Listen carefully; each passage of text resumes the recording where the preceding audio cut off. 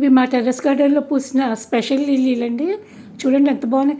మొగ్గ చూస్తే సన్నగా ఉంటుందండి, పువ్వు ఇంత పెద్దగా వస్తుంది. ఇంత బాగున్నాయి. రోజు 5, 6 అలా పూస్తున్నాయి అన్నమాట.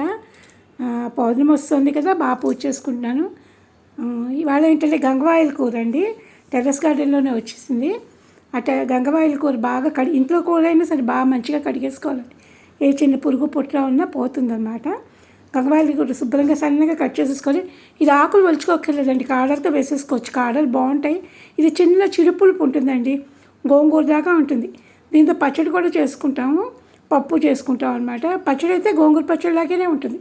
కొంచెం ఉల్లిపాయలు అవి వేసుకుని ఇష్టమైన వాళ్ళు అలా చేసుకోవచ్చు. లేకపోతే ఇంగువ మెంతికారం వేసి చేసుకోవచ్చు అనమాట. దీన్ని సన్నగా తరిగేసేసుకుని పప్పు ఉడికించి విడిగా పెట్టుకున్నానండి. ఇది ఉడకడం కూడా నిమిషంలో ఉడికిపోతుందండి. కాడలు కూడా చాలా స్మూత్గా ఉంటాయి. మీరు చూసే ఉంటారు, గంగవాయిల కూర ఇక్కడ హైదరాబాద్లో దొరుకుతుంది, విజయవాడలో దొరకదనమాట. చాలా చాలా బాగుంటుంది ఈ కూర. ఒకలాంటి సన్నటి పులుపుతోటి దీనిలోనే కొంచెం మామిడికాయ కూడా వేసాను అనమాట. ఆ పులుపు మనకి చాలదు, కొంచెం మామిడికాయ ముక్కలు వేసుకుంటే కనుక ఆ పులుపు సరిపోతుంది. ఉప్పు పసుపు వేసేసి మూత పెట్టేసుకుని పప్పు ఉడికేసిన తర్వాత పప్పు కలిపేయడం అండి. పప్పు ఒక పచ్చిమిరపకాయ వేసాను.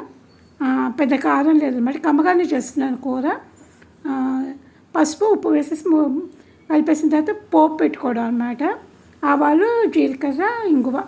ఇష్టమైన వాళ్ళు వెల్లుల్లిపాయలు పెట్టుకోవచ్చు అండి. నేను ఇంగువ పోపు పెడుతున్నాను. కొంచెం మెంతికారం వేసుకుంటే చాలా బాగుంటుంది అనమాట. ఆ మెంతికారం వాసన వల్ల ఇంకా స్పెషల్ టేస్ట్ యాడ్ అవుతుంది అనమాట. చాలా బాగుంది పప్పు అయితే. గంగవాయిల కూర ఎప్పుడు దొరికినా తెచ్చుకోండి, చక్కగాను మంచి వైటమిన్స్ ఉన్న కూర. అందరికీ నచ్చుతుంది, పిల్లలకు కూడా తొందరగా అరుగుతుంది, అరకపోవడం ఉండదు. గోంగూర అయితే కొంచెం వేడి చేస్తుంది అనిపిస్తుంది, ఇదైతే చలవే చేస్తుంది, బాగుంటుంది.